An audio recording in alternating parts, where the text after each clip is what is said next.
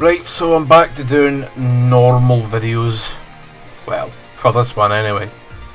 And it's another episode of having a wee look at Horizon Chase Turbo, Horizon Zero Dawn Assault Person Racing thingy.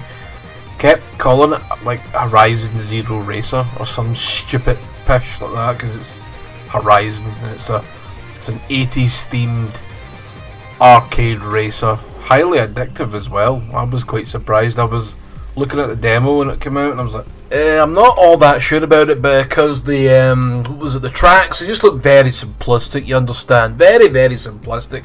But that's the genius of this, right? That's why it's fucking good, because you need to learn them. There's sometimes things hanging after tracks and you'll fucking smack right into them. Boom! And then you'll be pissed off because your car will spin and then you'll be fucking like 15th again. It's not the easiest of racers either. I've fucking struggled the first time I played it because I didn't know the tracks. I didn't know where all the bends and all the turns and all the flips and all the slips were. You need to pick up fuel. You run out of fuel, you're fucked. You pick up wee token thingies and you can unlock other motors. There's loads of motors, but they're like there's like space shovels and mate, no. But if you like if you like games like Outrun 2, you are like this. It's fucking good, but it's not a walk in the park. It looks like there's loads of races all around the place, and there's an 80s themed DLC, so that was good. That was £1.69, and I bought it for £1.69. Aye, very good. Ha ha ha, there's 69 in the fucking title. Wibbity wibbity wibbity, you're such a child, yeah. Prick. Yes, I am quite a child. So I did actually buy this on a whim. I just went, ooh, impulse, purchase.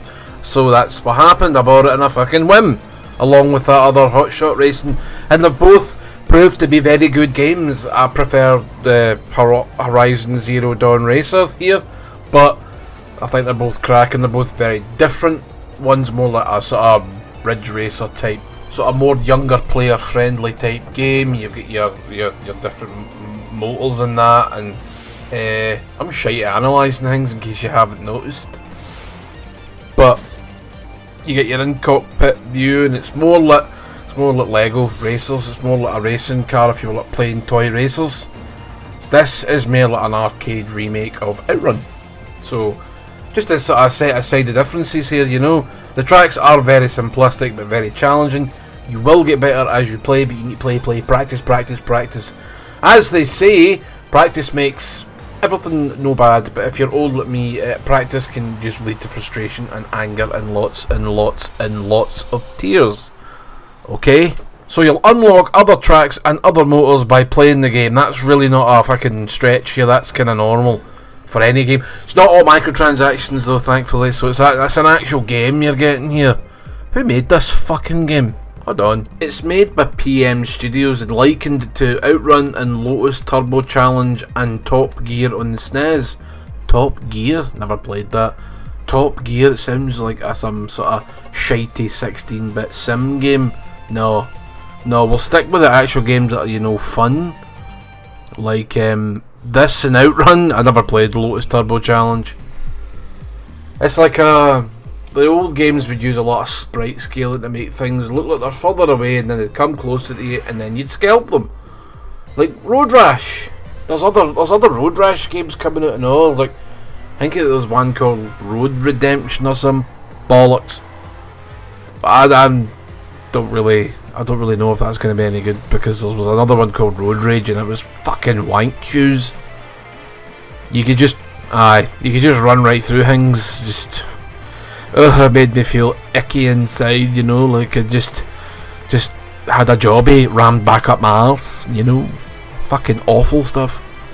So this game's fun. Suit for the Switch as well. I'll probably be for the Xbox somewhere down the line, if not just a digital only thing, you know. But I like the physical media, even though it's starting to take over like a fucking disease. But I don't care. I will find space.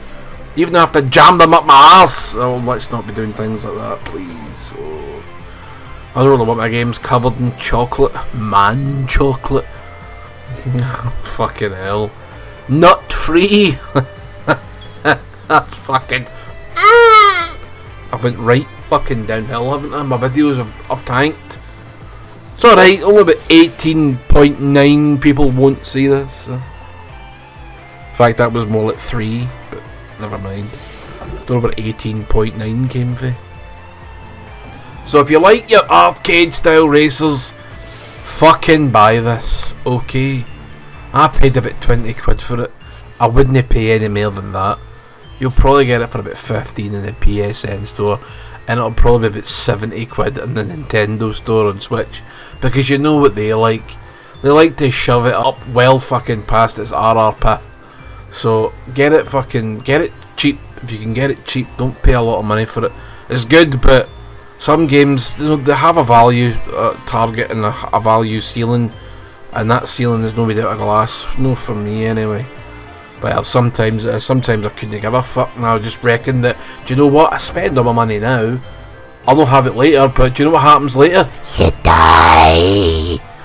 Well, if you enjoyed this video and its wee chirpy optimisms, give it a like, give it a favourite, which we don't do anymore on YouTube, subscribe, hit that bell icon, and